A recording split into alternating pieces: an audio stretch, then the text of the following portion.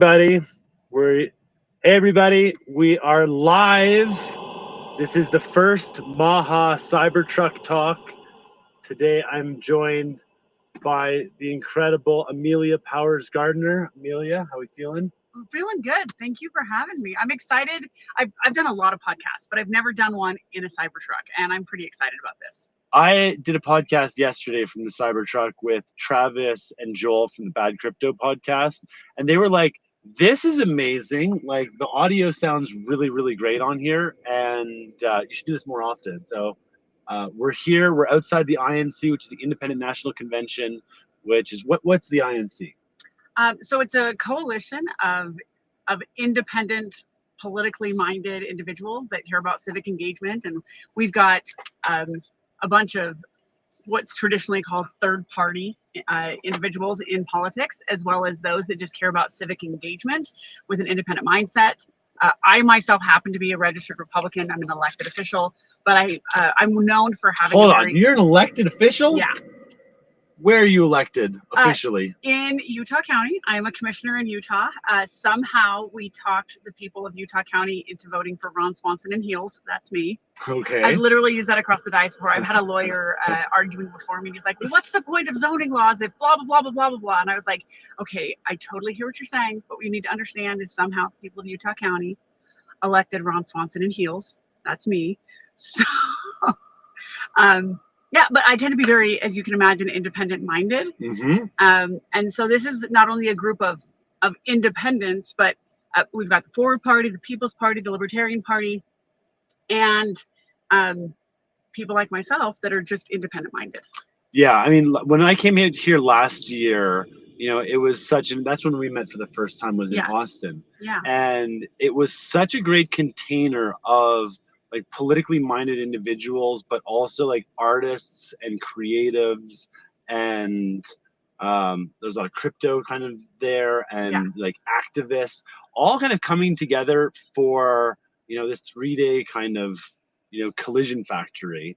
And it was one night is when I saw the announcement that Bobby Kennedy was going to be running for president at the INC last year. Yeah. And that's when I decided, I was like, oh my gosh, like this guy's the most qualified man to be president, in my opinion, and basically dedicated, indefinite future towards that cause. And we're still on that cause. A true patriot. A true patriot. Like truly doing what he feels is best for the nation, ego aside, which is very rare in politics. I think the biggest issue I find in government and in politics isn't corruption, it's ego. Yeah, and Bobby, his message, I feel like he's got such a beautiful voice, and when people can drop in and listen to him, my goodness, like it's become so powerful. And that's what really got me excited too about this, this merger or this coalition with Trump and the Republicans.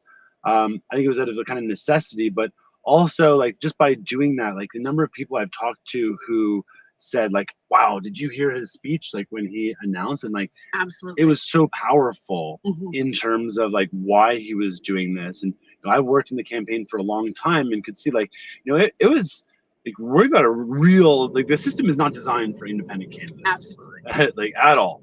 And had we even been successful, I'm not sure if it would have been quite the ideal outcome. But it seems like this coalition is kind of the best possible outcome. Bobby's going to hopefully be in office or in the White House, helping Trump, helping set the conditions and the container for the next 4 years. Well, I want to challenge a little bit of your assumption when you said if we had been successful. What makes you think you weren't? Oh, I think you were incredibly successful. Well, so on that mission of getting Bobby into office as an independent. In 2017, I ran the congressional campaign for the Libertarian candidate for my congressional seat. And I sat down with him and he said, can we win? And I was like, no, that's not our goal. Our goal is not to win. Our goal is to change the narrative. And I sat down with him. There was one debate where I was like, okay, he's like, what's our goal? What's our message for this debate? And I was like, you have 2 goals for this debate. Number 1, I gave him a copy of Matt Kibbe's book that said, don't hurt people and don't take their stuff. And I was like, your goal is to make sure that this gets into the hands of the man who's going to win this race, and that was John Curtis, who's my current member of Congress, who's about to become my United States Senator. And I said, your job is to get this into John's hands and make him promise you that he will read it, because that he has integrity, and if he promises you he'll read it, he will. So that's your goal.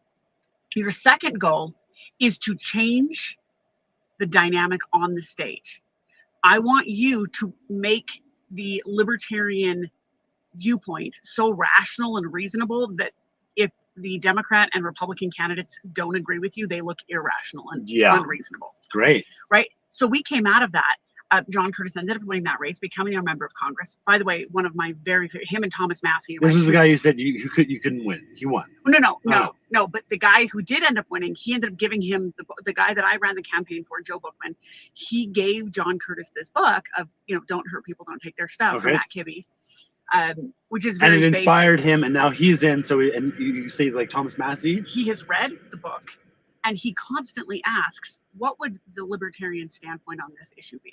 Right. That to me is a successful campaign. In this case, Bobby Kennedy changed the narrative. He has people talking about issues that no one's ever talked about again. And like you say, he has a seat at the table now. Him winning the White House was, in a world of reality, was not going to happen. But he has changed the narrative. He has elevated independent candidates, and he has a seat at the table. That's a really successful campaign. Incredibly successful, and we mobilized a very large group of people who felt politically homeless, and I think with this kind of coalition there's some there's some sadness around it, but I think as we kind of engage and we work and just recognize life is a highway.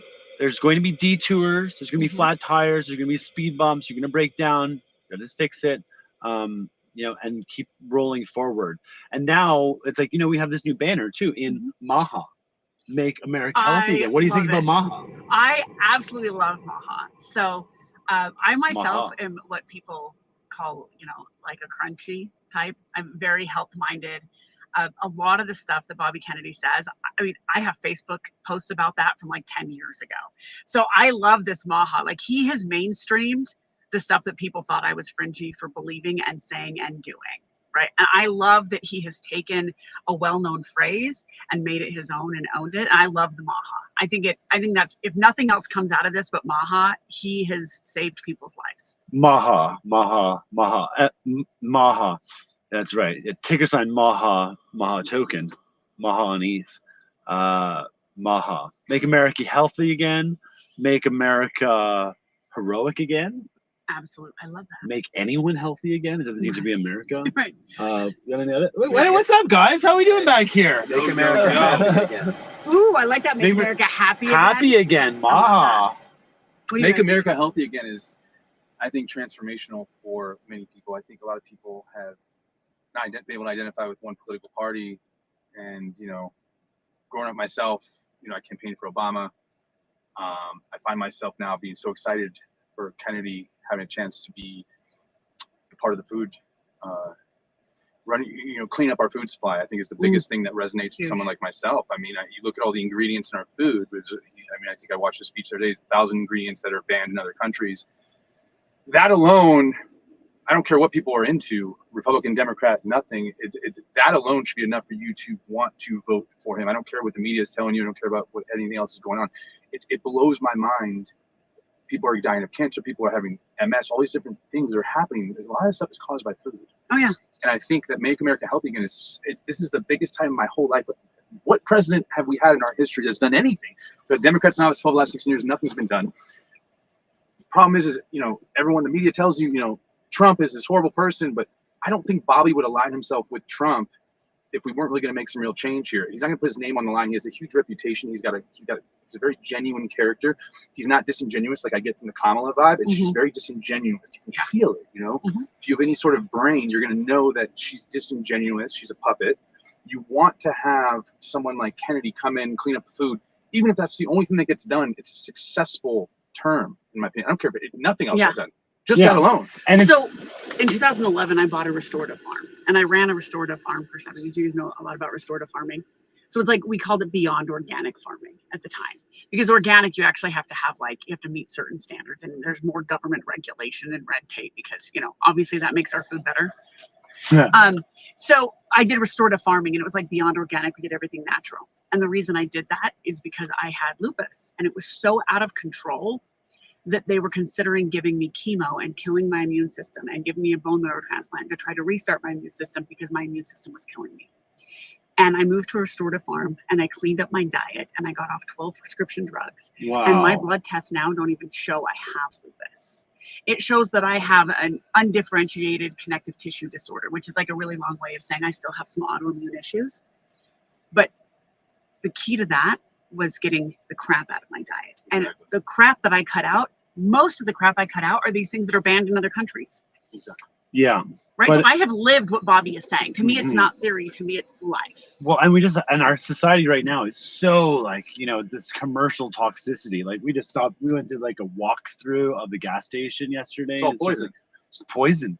Oh, yeah. Just poison. You can't find anything with clean ingredients. It's really hard to find. You got to go to special stores. Yeah. And at this point, if I can't find, I'm on the road a lot. At home, it's all clean and special stores. Let's be honest. I mean, I think big pharma and I think these food companies they're making a lot of money, and they have no reason to clean up the food because it's so profitable for them. And I think that's why Bobby's a threat. I think that's why Trump's a threat. I think they do not want to change. They do not want a systematic change of people being healthy and then them not having to go to the hospital. Well, if people are healthy, they don't care as much about Obamacare. And therefore, there's less divisiveness and fear that the politicians in Washington can use to control people and get their votes. I mean, literally, let's break it down to what it is. Why has the immigration issue not been fixed? Because Democrats want to call Republicans racist, and Republicans want to say Democrats don't care about safety. Like both parties in the last 12 years, there was a time where you had a Republican House, Republican Senate, and a Republican president. You could have done something. And there were times that you had a Democrat House, a Democrat Senate, and a Democrat president. You could have done something. And both times, neither party did something because they would lose a fundraising issue. Right. And if you look at all of these issues and you boil them down, one of the reasons that I buck the trends as an elected official is because I refuse to play in the fear game. I refuse to play in the fear game. So let's kind of move on that too. So what does a county commissioner do? It's big. So the county commissioner, a small. And there was a thin slice on it, and where does it fit? Because we've got congressmen, senators, and people see the ads all the time for a county commissioner. What you're basically the. So we set the budget and cover any issue that crosses city lines, but that isn't quite at the state level yet. So we do the funding. My funding is about $1 billion. We fund the jail. We fund all the roads that are cross county. We do water. So you're like the mayor of the county. Yes. That's okay. Yeah. This is the mayor of Utah County. About 750,000 people. Wow.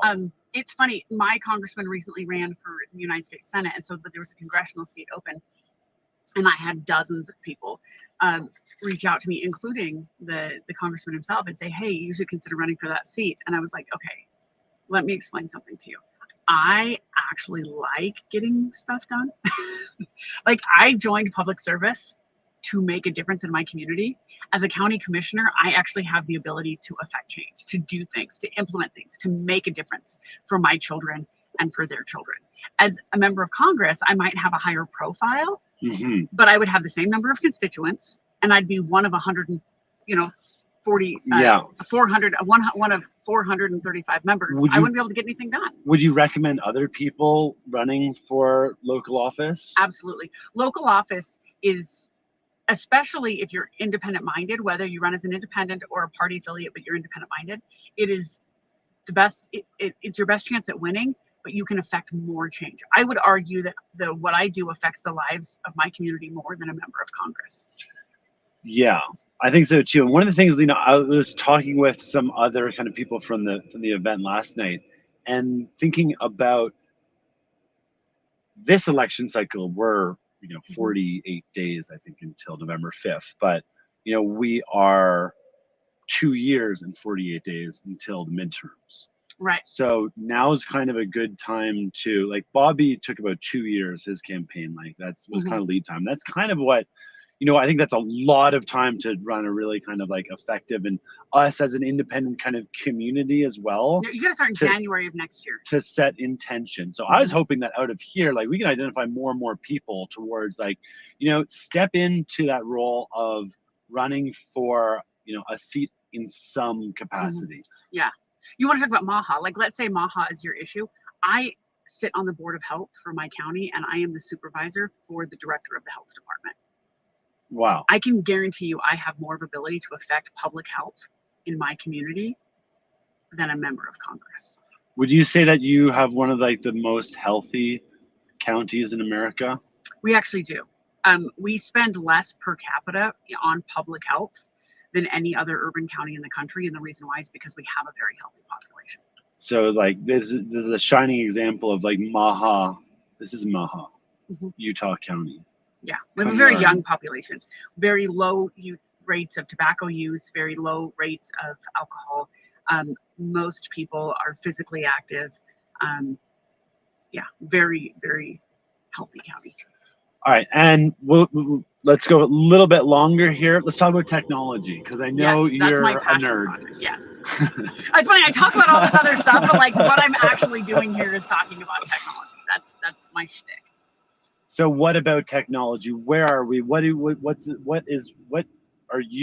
current kind of milestones that you're working on with regards to technology, and how do you think it can Maha?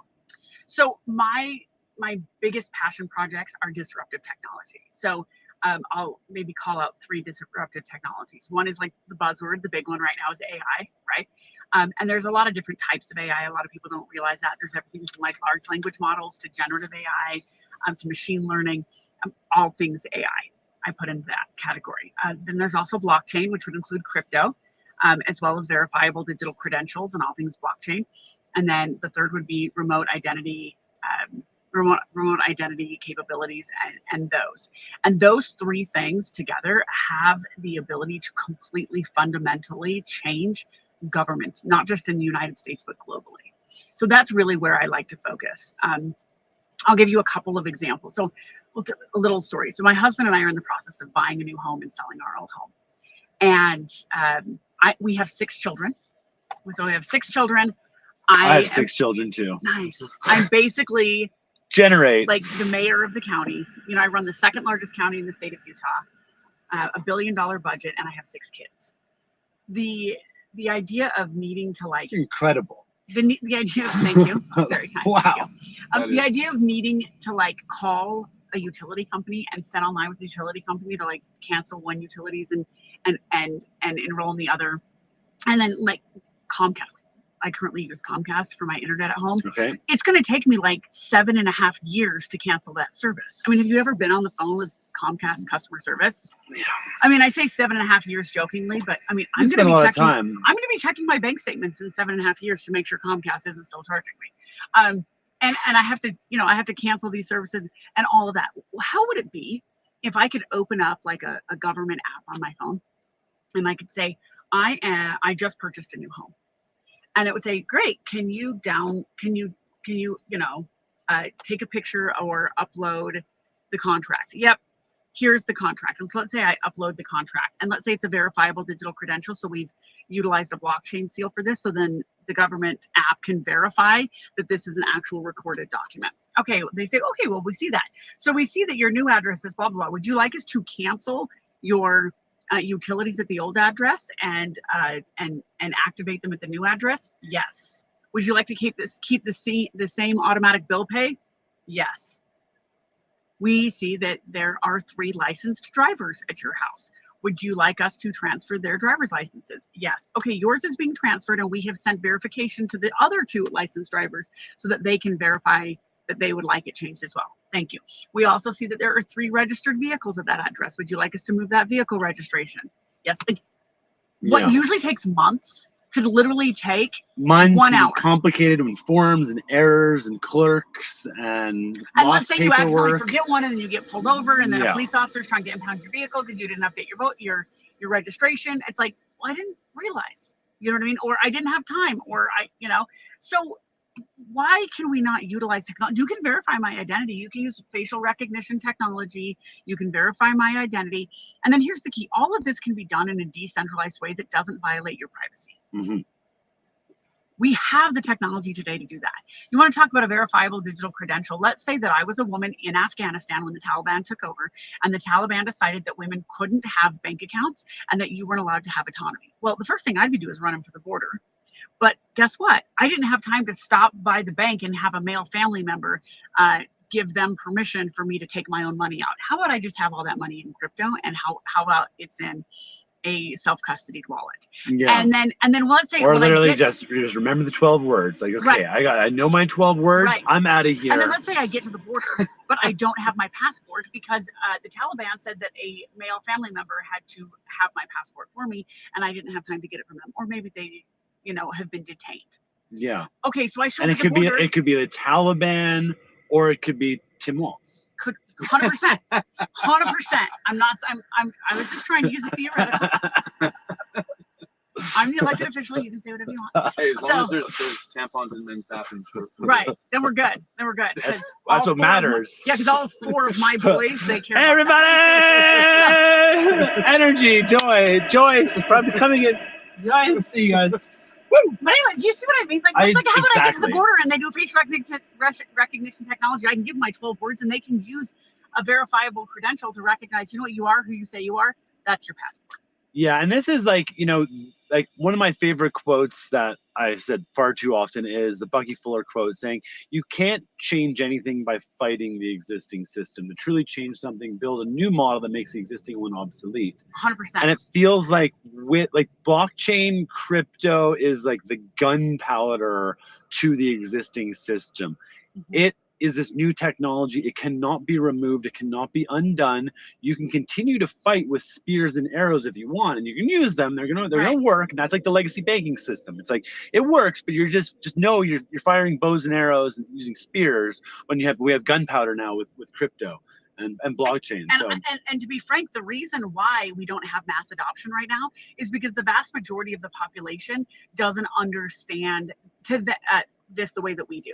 Yeah. To them, this is some like ethereal idea. They don't realize that this potentially could be reality. And so one of the things that I've been working on as a member of the Digital Innovation Task Force for the state of Utah is working on a way to allow traditional organizations to create a bridge, right? So right now, the FDIC and the SEC, we need to allow banks to custody crypto, because the vast majority of the citizens in the United States are used to a traditional banking institution having custody of their financial assets. And the idea of a self-custody wallet is so foreign to them that they just don't engage. But if they could buy crypto and they could house it on their app for their credit union or their bank, it would create a bridge, and then they would get used to it. It could be custody, but it's like, they're just holding one key, so they can't actually there's a lot of ways there's ways we can make it really beautiful. There's a lot of ways we can do that. And to some people, they want them to hold the keys, and to you and I, that's like sacrilege and blasphemy. But to someone else, at least it gets them utilizing it, which is the bridge. Well, I mean, crypto is also going to be scary too. It's like, you got I've got everything right here. It's like, what happens if I live? Right, and this is my point. So we need to make mass adoption easy and less scary. And once we can do that, then we can start this process. And that's actually why I ran for office. Right, I get offered jobs all the time making 3 times what I currently make. And people say, well, why do you stay in public office? Because we have to have somebody on the inside that understands this. And that's why I stay. Yeah, and that's like, purpose over profit really here too. And that's what sometimes gets hard when I really want to go to a beach. And I took a 60% pay cut to go into government. But I remind myself I'm here. Do you have an Ethereum address? Yes. Do you have a public Ethereum address? No. So this would be very interesting. You should get an ENS address of a public Ethereum address, because Trump has a public Ethereum address. There's a lot. I think especially as elected officials, if you have a public ENS, then the projects can support you. We had it well, so for example, and this is exactly what I was talking about. I mean, do I have a self-custody wallet? Yes. Do I have crypto that I use as an investment? Yes. But I also oftentimes will just utilize Coinbase for that, because your average person, I can explain to them how to use Coinbase and it's not scary to them. So oftentimes I just use Coinbase. That's a great, and people need the on-ramps. Coinbase is a crypto bank. So Like they know who you are. They know how much you have. They know what point you bought it, what point you sell it, where you withdrew it Right, to. and it doesn't scare. And it doesn't scare, and it's easy, and it's convenient, and it's a very proven solution. Great job, Brian. Awesome service with Coinbase. It's a crypto bank, though, not your keys, not your coins. Right. So they hold on your money. And so I make sure personally that I am taking my crypto off of Coinbase and I'm putting it in my hard Use it wallet, as the on ramp and the off ramp, and then once you have it, withdraw the crypto into a self custody wallet, like Edge, for example. Like Edge Wallet is my favorite wallet that I recommend to others. And then we got Thorchain. Like, thank you, shout out to Thorchain for the Cybertruck. And what Thorchain does, it allows you to earn yield on your crypto without giving away custody to it. It's magical. It's a magical internet liquidity protocol. And I've got some friends that have Giddy that have started Giddy, and Giddy is actually a self-custody wallet, but it utilizes like traditional ways that a lot of people don't want to go to a self-custody wallet because they're like, well, what if I lose my keys? Yeah. Right. And so Giddy utilizes more traditional ways, like we're going to use biometrics, we're going to use a traditional way of password recovery to help you be able to recover your keys. And so it's one of these on ramps that helps people. It's a little better than Coinbase as far as self-custody goes, but not quite as convenient as Coinbase, right? So there are ways, but we need to not be purists, right? We need to embrace these on ramps and off ramps, because that's how we get mass adoption, and getting mass adoption is how we take down the current antiquated systems and embrace the new systems of the future. And what do you think about just the general token economy and the fact that like anybody can create these tokens and these, this basically these markets that are moving, that's values being created, and there's no registry for any of this stuff. It's like anybody can just kind of create it. Like we created the Maha token in about a week, launched it before the debate. It like had a very seamless launch, and now we've got like this force, and it's growing.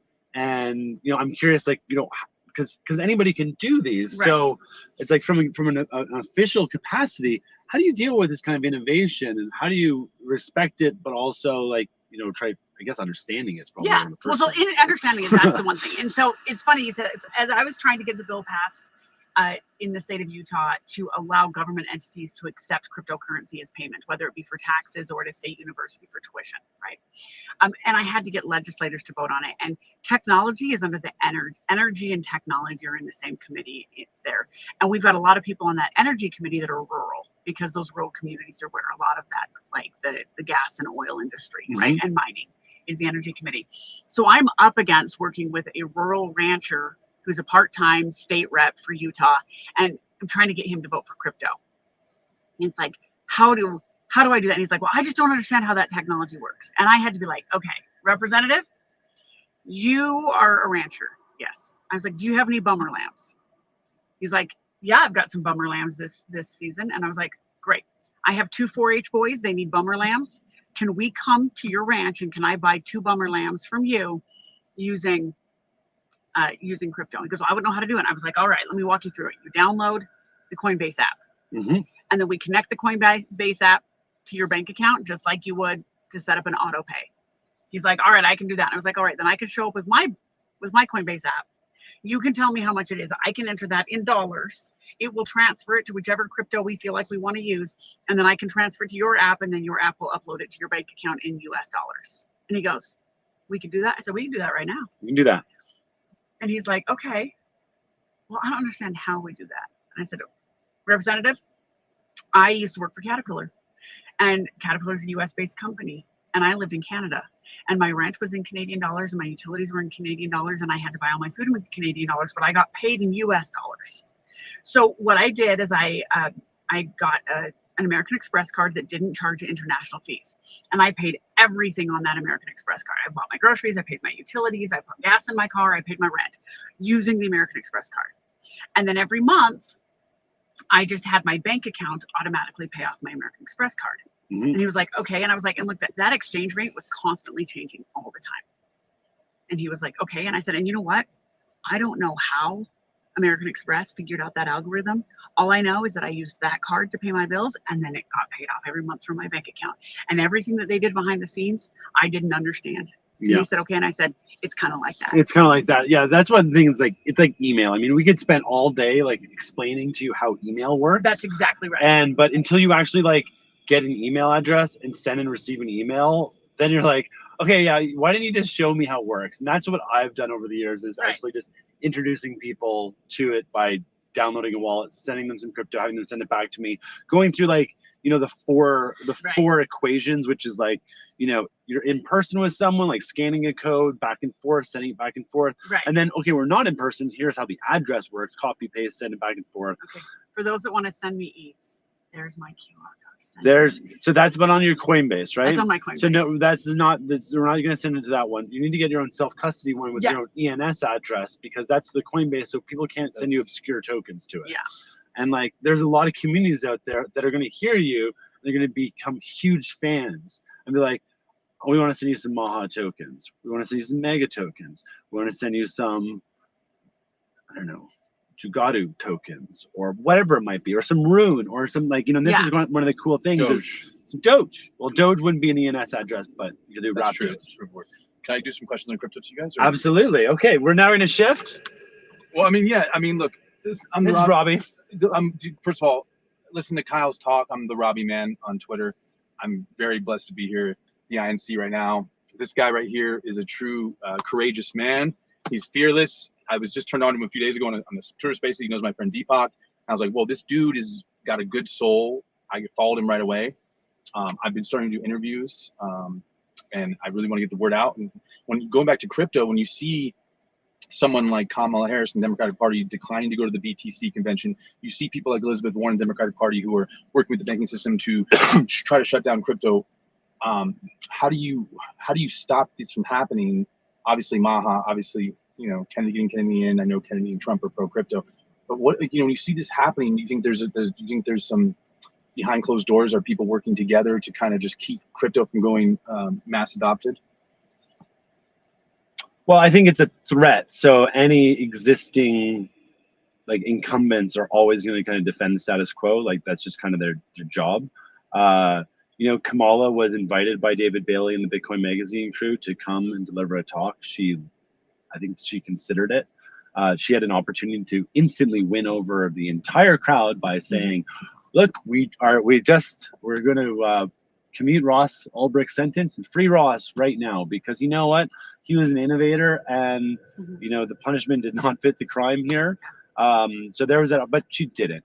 And I think she represents, like, you know, the super centralized domination matrix, you know, global corporatocracy, in a sense, and the crypto element is threatening to that, and they don't understand it. But and those that do understand recognize it's a threat to the existing system, so they're going to defend, you know, their turf, you know, and that's okay.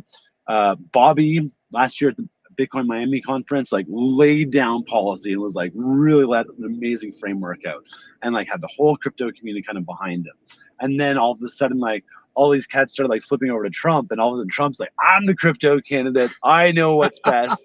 I've always been the crypto candidate, etc. Like, he's so hilarious. And it was like, I've always been the crypto candidate. It's like, wait, but when you were president, you were trying to regulate like anyone who had a node as a, you know, as he didn't know. I know, like, bless his heart. Another day he's like, oh yeah, my son Barron, he's really into crypto. He has 4 wallets. I think he was just not informed at the time, right? And I think he realized it's the future. But here's the difference. And his stance is now something that I completely agree with. Yeah. You need to be the innovators. I can't use I can't use a KuCoin account here because the American government won't allow it. That's bullshit.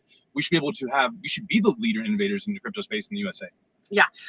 So I think it comes down to 2 things. Number one is fear of the unknown, so FUD, right? Fear, uncertainty, and doubt. And that is something that we, in the crypto community and in the tech space, like, that's a common term, and we understand that.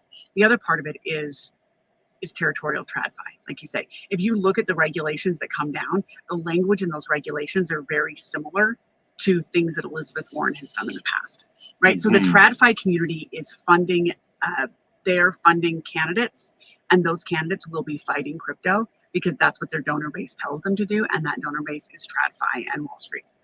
And then the second aspect of it is just this idea of like the unknown, and that scares them. Yeah. And TradFi and like TradGov too. I think TradGov is really scared by all this technology because they don't understand it.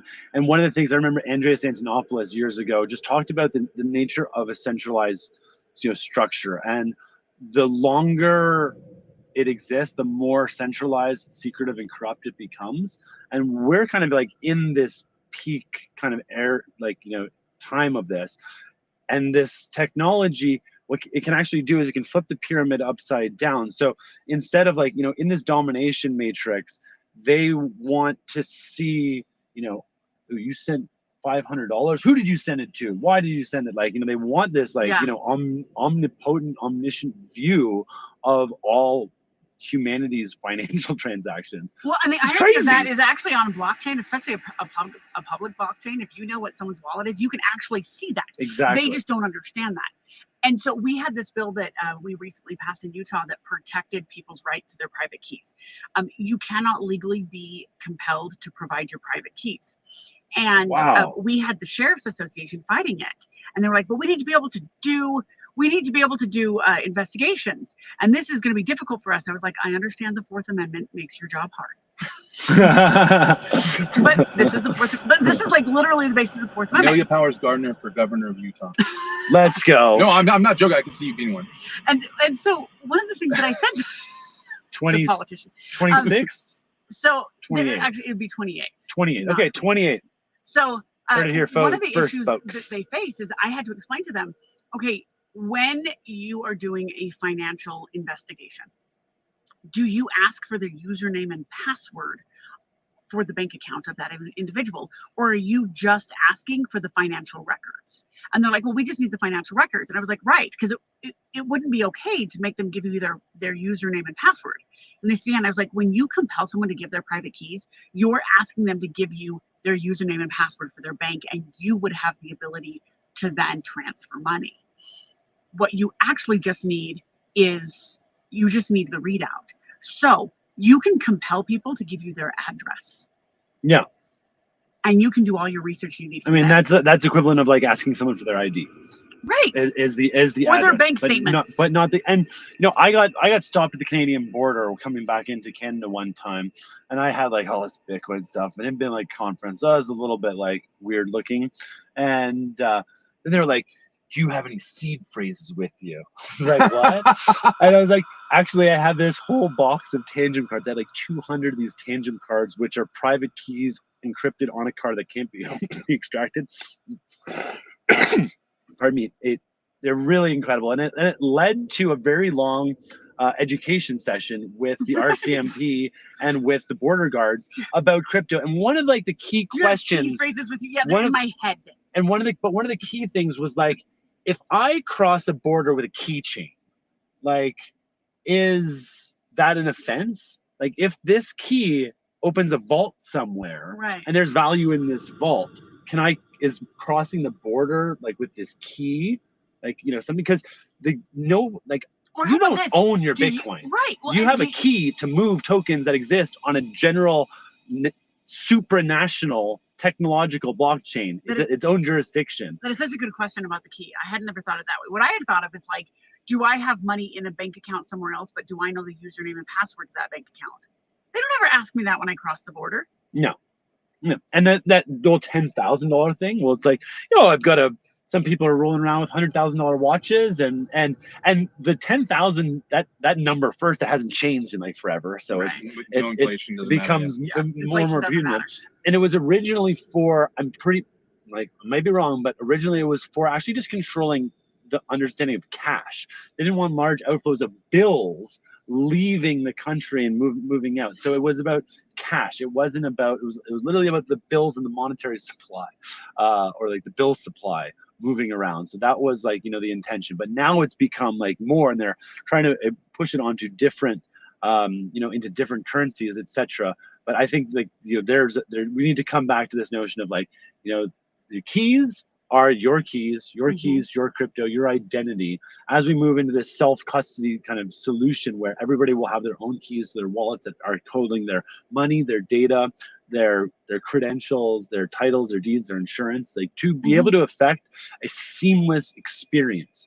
That's back to the point where you're saying of, okay, like, you know, in this, I'm moving houses, like, okay, check. All right, everything is done. All that nonsense, like technology can be our friend to help massively streamline a bunch of stuff so that we can focus on doing what we love, on creating value, on raising healthy, happy families, and on like, you know. So I think you just really laid out the base, and this is what you asked me when we saw each other. Now it's like, hey, what have you been working on in the last year? And what I've been working on is creating a base framework for implementation of technology like that in government.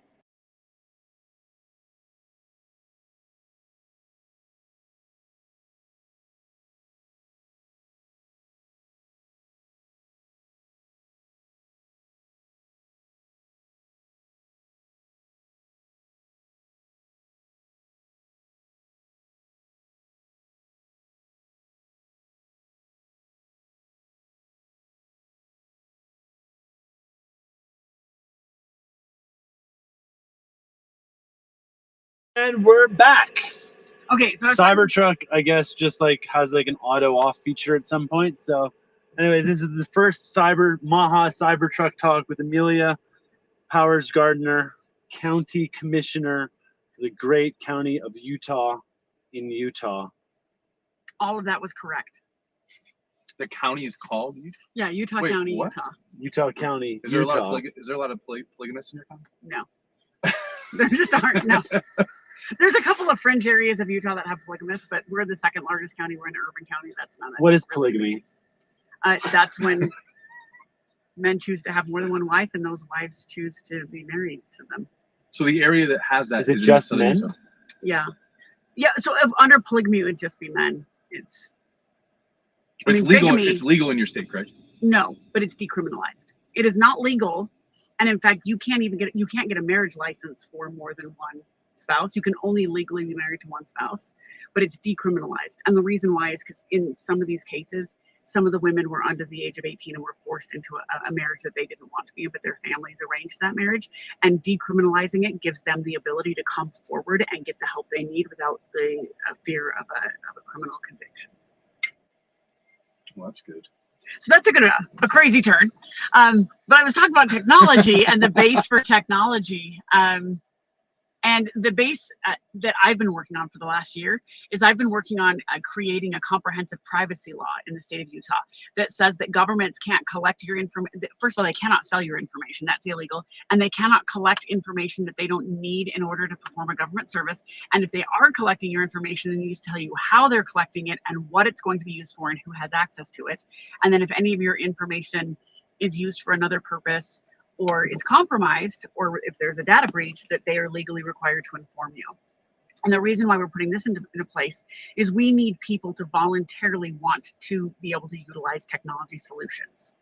But in order for them to opt in and be able to use these technology solutions so that we can create fast, efficient, convenient government, they have to trust that the government isn't going to sell their data, isn't going to compromise their privacy. Right. And so we're trying to make sure that we have created a legal base that ensures privacy and sovereignty, because those are the two things, privacy and sovereignty.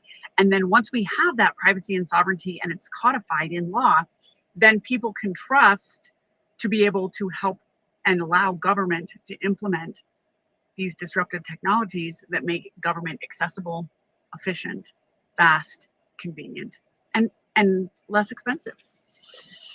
But people don't trust that until we have those bases. So I've spent the last year working on helping one of our legislators pass the most comprehensive privacy law in the nation.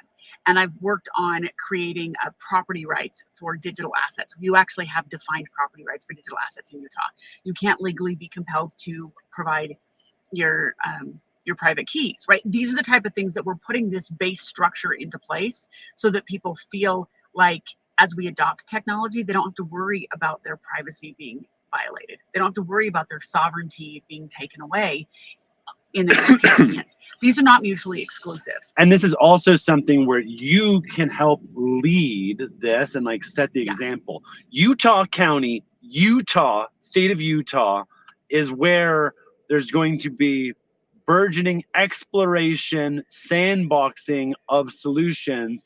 And these solutions we can then share and explore and export. This is all open source too. Absolutely. So it doesn't need to happen everywhere all at once. It's let's iterate, explore, and there's going to be other exploration. I'm sure it's happening all over. And I actually now at this point, I've been doing this for several years. I get other governments coming to me saying, people like what you're doing. I like what you're doing. I have no clue how to do it. Can you? Don't know what you're doing, but I hear it's great. Right. And then when it comes time to implement it, they're like, I don't know how to implement it. So actually, a lot of my former staffers are now paid consultants who go around and help other governments implement what we've implemented because we know how to do it. And so one of the biggest problems is that even if your local government wants to implement this, there probably aren't a lot of people in your local government who understand how. Yeah. But we're building a bench of individuals who know how to do this and then can go out and do that. It's a process. Are you friends with Post Malone? I heard he lives there. He does live there. I have friends that are friends with Post Malone. I think he'd be a good spokesperson to a lot of the normies out there who kind of just don't really know about a lot of this stuff. To kind of, if you get someone like that behind it, it'd be huge. I mean, I don't know if he'd be willing to do that, but yeah, if he supports this idea of like self-sovereign ID and disruptive technology, I think he would be a great spokesperson. I like Post. No, I would like to see too, like one of the things that I've been really focusing on is how do we get a more engaged we the people in governance. Mm-hmm. And that doesn't mean like direct democracy, like everybody needs to vote on every issue, but how do we move from towards the concept of like liquid democracy and move towards more engagement? Because like being on this national electoral presidential politics thing, it's like, wow, so much energy goes into one check mark on a box. Like it's crazy. And so much money. And then we talking about how we can solve problems versus like that money and energy actually went into like solving the problem, like showcasing it, as opposed to like we're going to do that later, because there's so many promises too, and then there's no accountability like after the fact. Like I am praying that like Bobby gets in and is part of this transition team, and then is maybe overseeing HHS or as the Attorney General or as like in some sort of awesome kind of capacity, but there's no there's no guarantee of that happening, and a lot of people want that guarantee, but one of the things we accept vulnerability. I don't think legally you can give the guarantee. No, you can't. You can't. But it's like just open yourself to the vulnerability, knowing we don't know what's going to happen. We don't know what the world has in store. We don't have crystal balls. Now, the good thing about Trump is that he probably would do it just for the sheer entertainment value of watching everybody crap a brick. Right. Right. Which I'm okay with. To answer your question though, like how do we engage people? What you have to understand is that the vast majority of people are living in survival mode. Mm-hmm. The vast majority of people are worried about making it to their jobs so that they can make their car payments, so that they can feed their children, and so that they can afford their rent or mortgage, right? And so getting those people to like be engaged in the political process, it's almost like that has become a luxury that some people just can't afford. And when they're too busy in survival mode, even though in the long run that would make their life easier and better, it's hard for them to make that connection and to make that time, right? Like the vast majority of people's life would be significantly better if they exercised every day, but they don't, not because they don't want to be healthy. It's because they don't have the time in their day and they've got other priorities. So one of the things we have to do is we have to make it more convenient. We have to make it easier for people to engage. This is why I work so much on technology, because technology would make it easier for them to engage. I agree with you, and I want to underscore what you said about not having this be a direct democracy. We hear that a lot. I have to tell you, as a county commissioner, I spend all day, every day processing mass amounts of information. And oftentimes I'll have somebody come to me and they'll say, I have a really good idea. And I'm like, great, let me hear it. And then I hear their idea and I'm like, okay, but have you considered this and this and this and this and this and this and this and this and this and it's like, they're like, I didn't even know any of that existed. Like so for us to have a direct democracy, there's going to be so many unintended consequences that there's a reason the average constitution has lasted 17 years and ours has lasted 250. It's because we're a republic. Right, let's go back to a history lesson. A republic, if we can keep it. Right, a republic is actually a better form of government because even though the person who's representing you doesn't necessarily always do what you want, you should trust that they are making the best choice that they could.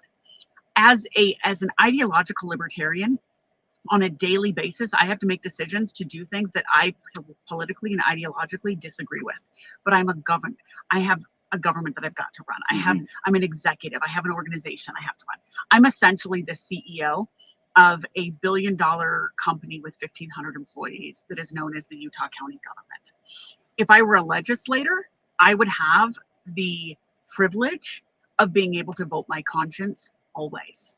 But it's not uncommon for me to have to make a vote that I don't love, but that is necessary to move things in the right direction, but also keep things going, right? Yeah. And I think that that's what we want to embrace.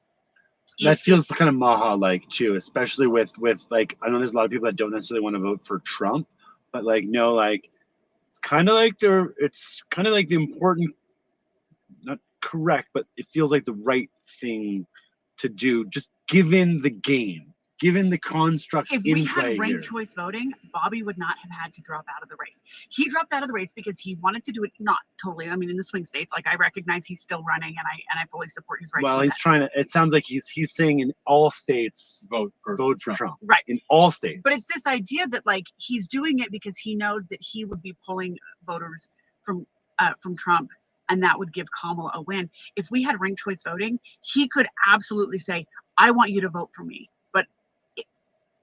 I want you to put Trump number 2. Yeah, I mean, if we had liquid democracy and we could just instantly delegate, like I just delegate, like, you know, who for president, for who's going to be the spokesperson of the country. Because really, like, you know, Ron Paul said, like, we haven't had a real president since JFK.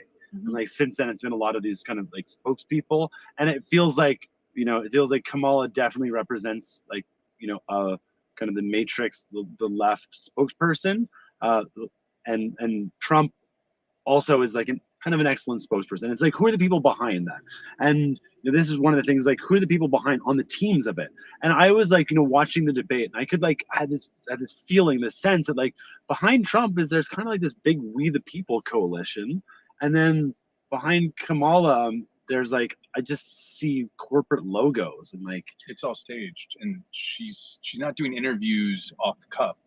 No, the ability to do a long form, to sit down and explore and have vulnerability and a little bit of uncertainty. And I guess I'm a free market person, so there's a lot of things that Trump says that I don't like. I don't love his idea of tariffs, and I don't love his idea of some of these things because they don't necessarily jive with my you know, political ideology. So let's get rid of that income tax. Can we get rid of income tax? I would be thrilled to get rid of income tax. I think everybody in America would be thrilled. I think with income tax, we're taxing productivity, and instead we should be taxing consumption. And we're creating a liability for tomorrow. So earn $1 today, have a liability for tomorrow. And I think that's the same way with the consumption taxes as well.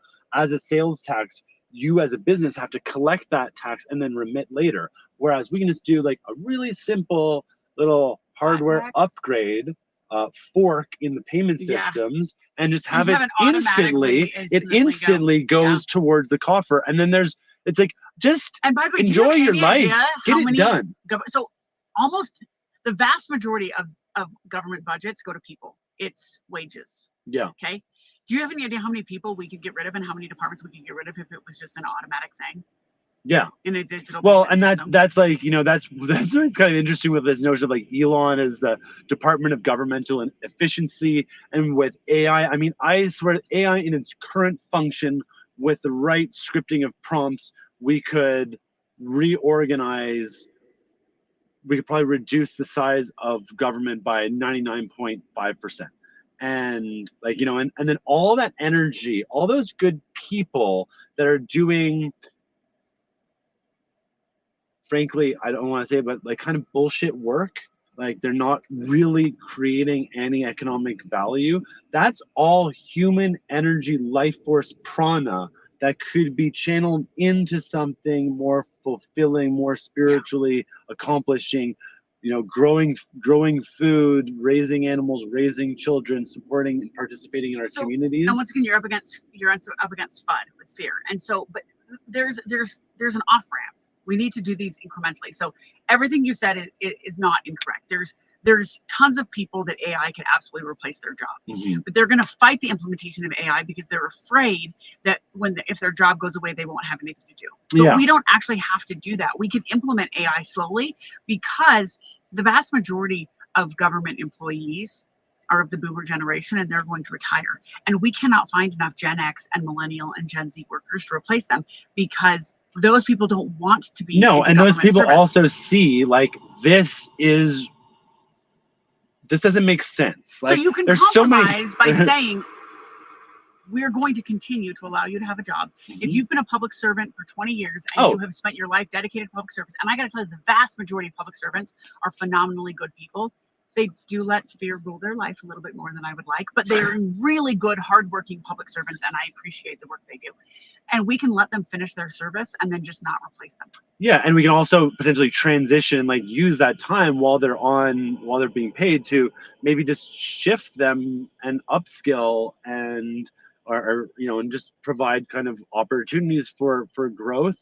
And that scares them. That's the thing. That's what I'm saying is the upskilling. While that makes sense to you and me, that scares them. Yeah. But it's not even upskilling. It's how do we if we want people to break free of the golden handcuffs. Do you know what I would love to see them do? If we could make government so much more efficient that we could replace a lot of these processes with AI, but we had these workers that we had a commitment to for the next 5 to 7 years. I would love to see them spending their entire day traveling around and going to our elderly community. It costs us way less to keep those people in their homes.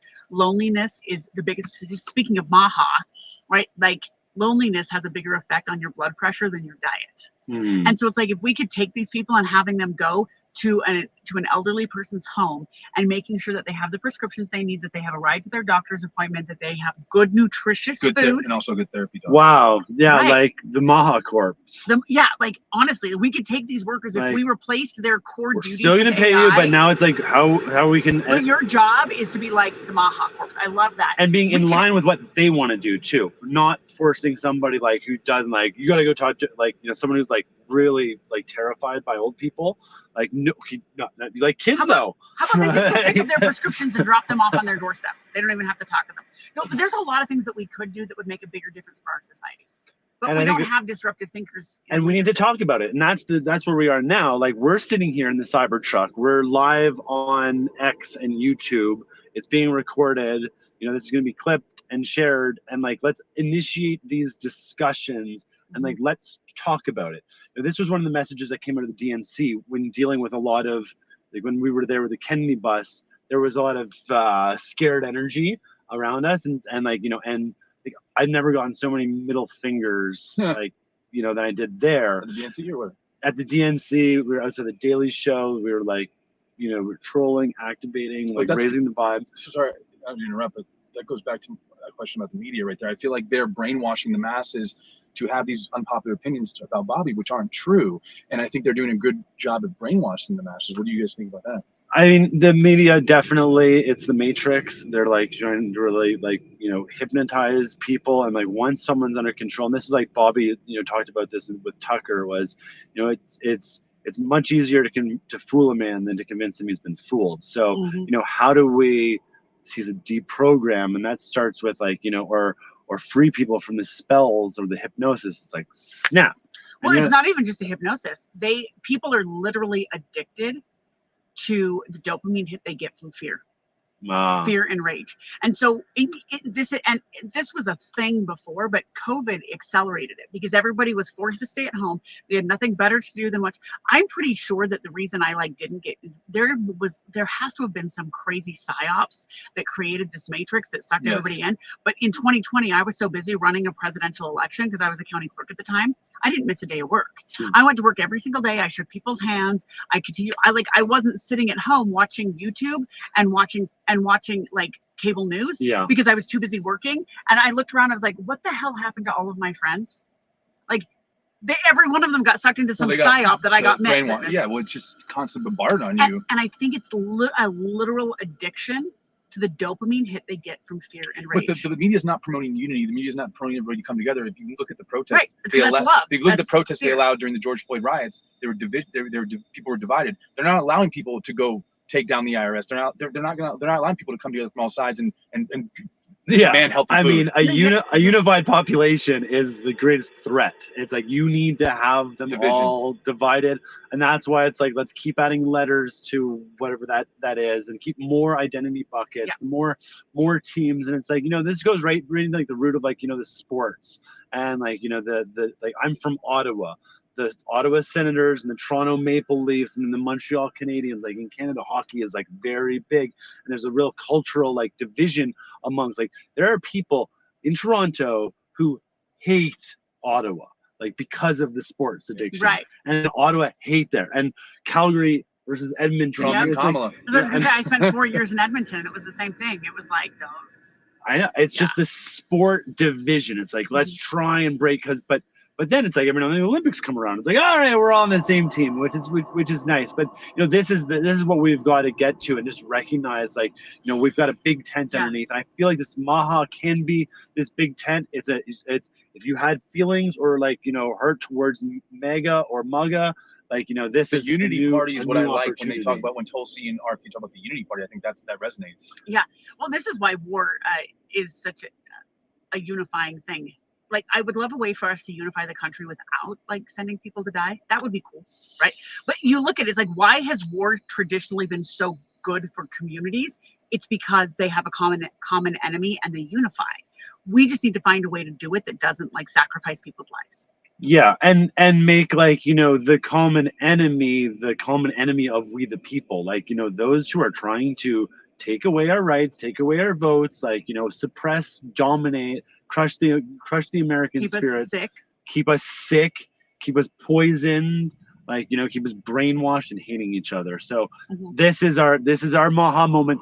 All right, but let's I do want to kind of wrap, but I want to ask. I love you guys. I love you too. I want to ask you though. So the Maha token is a crypto on ETH. I'm wondering like what you might like to see from like politified tokens. Like what do you think crypto tokens and politify, how are you seeing it like shift the landscape at all? I'm not yet, but I would love to see it. I would love to see if an issue, like if we could have tokens that followed an issue, and the more that people utilized that token, that would send a signal to, this is a way that people could get community involved. You just asked about like, how do we get people involved? And I said, we have to make it convenient for them. If they could utilize a token that was Maha, and the more people that utilize the Maha token, the more that people in the government would see like this is an issue they care about. Yeah. Right. If you could almost utilize, if you could tie like a token almost to a cause, whether that cause be climate or environment or health. Hold tokens and almost like stake them into different issues that you cared about. That would be, people always say like hit their pocketbook. Well, this is a way to utilize your pocketbook to show what issues you care about. That would be a fascinating experiment. I would love to see. I would love to see it too. And what I like about this is the uncertainty, is the vulnerability, is the innovative spirit. And we don't like, the Trump token, it had like a 2% tax or 1% tax on it. And it has donated over $2 million towards homeless veterans and ending child trafficking. So it's like, every time there's a buy or a sell, that those funds are going towards like these causes and also keeping the projects alive. And it's effectively like a seamless tax that's going to a treasury that's the same way the Maha token. It's almost like a voluntary tax, right? Because you're choosing when you utilize that coin that you engage to make that donation. And it's also like and for those who are the speculators moving in and out of it and are trying to like make a buck on it, there's you're supporting the whole movement by coming in, and there's like the regens and the degens, and I've said this to the community too. My goal is to turn degens into regens, because like a lot of degens within crypto are just looking for number go up, like find that hit, find that 5x, 10x, 100x, 1000x. But there's more to life than the MetaMask wallet balance and like how much crypto we have, and it's like it's so important to like hodl your savings, spendle your checkings, biddle and givel with love, and like actually choose crypto. This is one of the things that's kind of frustrating me about Trump, and I think it shows his lack of deep understanding of Bitcoin and crypto. Is he's like, never spend your Bitcoin. It's like that just really speaks to the hodl gang and like just number go up thesis, versus like this Bitcoin was created by Satoshi to be an peer-to-peer electronic cash system, an alternative financial system entirely that anybody can participate in, that removes the need to utilize middlemen and custodians and gatekeepers like the banks that that shut down the Canadian bankers, that froze the truckers' bank accounts, that like froze the January 6th protesters and organizers' bank accounts, that like you can when you can weaponize and politically target people's financial capacity, we got a big issue. Well, that's why we have to build these things into the technology. This is why I work so hard to be a leader in technology adoption, because I want the standard to be set in a way that protects privacy and sovereignty. If you build your technology in a way that you don't have the ability to freeze somebody's wallet, it doesn't matter if the Canadian government sends you a letter that says, we demand you freeze these accounts. Your reply needs to be, we'd love to, but we can't. Exactly. Does anyone? I've never met a Justin Trudeau supporter. That's why I don't know if I trust the elections. That's a whole other subject. But I've never. But see, they don't vote for Justin anyone Trudeau. ever? Have you ever met anyone who support? I've never met anyone. But see, you don't vote for Justin Trudeau in Canada. You vote for your local unless MP. You're in Montreal, and then your riding. local MP then would elect him as their party leader. It's a different system, and so because of that, they're removed. They're not actually, unless they're in his district, they're not actually voting for him. And yeah, that's just the way the party system works there. And then, but there's also like this, like people like Justin and Harris and Biden, like and I would even say like Klaus Schwab and Bill Gates and even Alex Jones, like they're kind of set up as energy vacuums that like take in like a lot of people, like push a lot of love and hate onto these individuals, as if they like there's a lot of people that think Justin, like he is responsible for everything that's happened in Canada. Like, fuck that guy, like I hate him. But they say a bunch of stuff, but they make it about the person. Right. They make it about the person, and they like end up triggering people into giving away their energy. When you give someone your hate, you're giving them your energy, you're giving them your power. Recognize, like, don't hate the player, hate the game. Justin, Kamala, Biden, these other cats, they are players on the ice. Who's talking about the coaches? Who's talking about the GMs? We talk about the ownership structure and the way that the whole league is set up, or are we going to talk about how the captain of the team, like, is responsible for the game? Proof is in the pudding. I mean, Joe Biden wasn't making decisions. He couldn't even have a form of sentence. So, I mean, obviously, we know there's people pulling the strings. You call it deep state, you call it establishment, whatever you want to call it. Yeah, so, but again, they want, like, the Matrix wants to put all that energy onto the people to make it about. Well, they want to give them a villain. Yeah. Right, and there's a whole. And they don't want to be the villain. There's a group of. That's why we need Amelia Garndner for governor. And future president even. 2028. You actually have a soul. Let's go. You don't seem like. Do you have corporations trying to buy you off? Do you have people trying to? I think that people know that they couldn't buy me off. I had somebody ask me that, like, how much would it take to buy you off? I'm like, I don't know. Just keep writing me checks, and I'll let you know if we ever get there. Here's my They're like, here's my ETH investment. I was like, correct. Trying to buy me off would not be a good investment. Here's my ETH address. Here's the city's ETH address. Here's the school's ETH address. Like, make some contributions, and like, no guarantees. Like, if I want to make money, I'll just leave the government and go to the private sector and make money.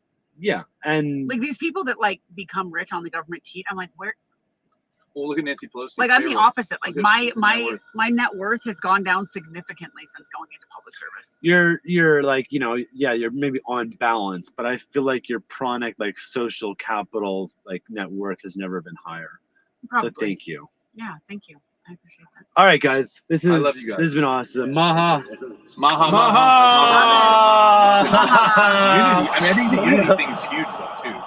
That's where I really resonate with unity, more Maha especially, but unity is important to bring all these like Tulsi Gabbard and the RFKs coming together with Trump. This is a historical moment. I've never seen anything like this in my life. I told you. I mean, I've never seen anything like this. I've never been so passionate about wanting a party to win in my life. Yeah. Yeah. Well, thank you. On Twitter, Amelia for Utah. Amelia number 4 Utah. UTAH. Yes. And the Robbie Man. The Robbie Man. We love you. Please tell your friends. Turn off the news. Love thy neighbor. I love that. ROBBY. This is Coco Bear. Coco Bear. Well, that's not your. I don't know your handle. My real name's Eric Casano. But he has a coconut company. Check out called Coco Bear. Coco Bear. Okay, guys, this has been the very first Maha Cybertruck Talk, episode 1. Gosh, I'm honored. Thank you. Thank you for inviting me.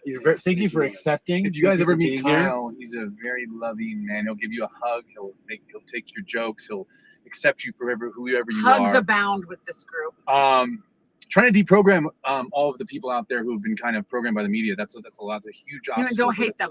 Don't hate them. Love them. Love them. Just go do your best. Follow the 4 agreements. Be impeccable with your words. Don't make assumptions. Don't take anything personally. True, and always do your best. You don't want to tell me? You want me to tell you what I told my children the other night when I put them to bed?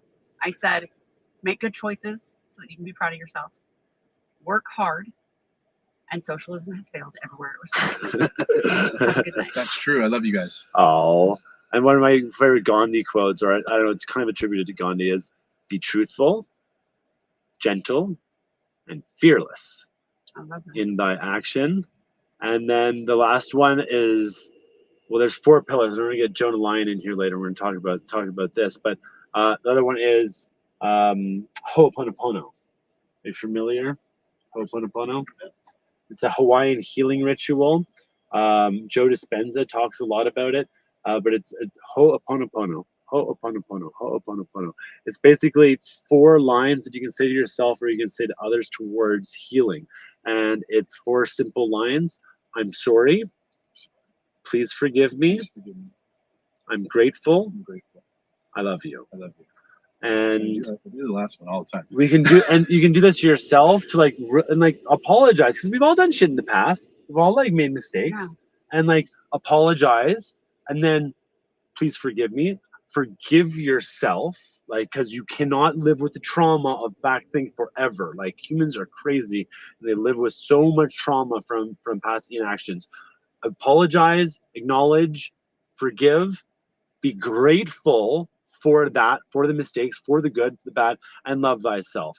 And then like use this, I said this to my mom, like after like, me and Justin like kind of like had this public political divide, and like my mom was kind of like caught in this, and like went to her and was like Ho'oponopono. I'm like, Mom, I'm so sorry if I've caused you any challenges or any hurt, and please forgive me. I'm doing what feels like right in my heart. I'm taking right action, being honest, open, and truthful, and I'm so grateful for you. I'm so grateful for Justin, and I love you. I love you. I love you. I love you.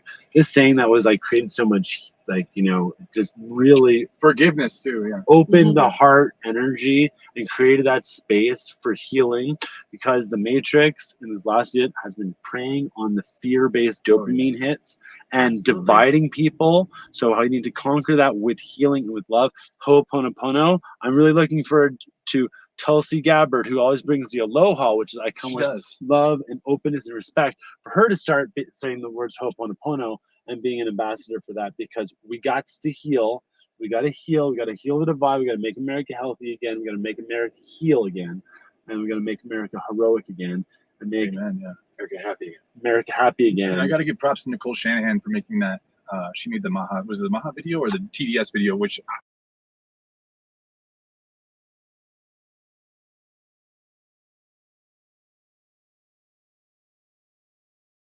all right, this is it. Thank you to Nicole Shanahan. Thank you to the INC, INC24.us, Maha, Amelia Powers Garndner, Robbie Mann, Eric Casano, And Ho'oponopono. Ho'oponopono, Chromeo in the Cybertruck here. His name is Chromeo. Thank you very much, Thor Chain, for this. We love you. Thank you. Love Love you. you. And Let's I'm go. honored to be your guest. Thanks. Ending stream. That was a very long thing. That was great. Good job.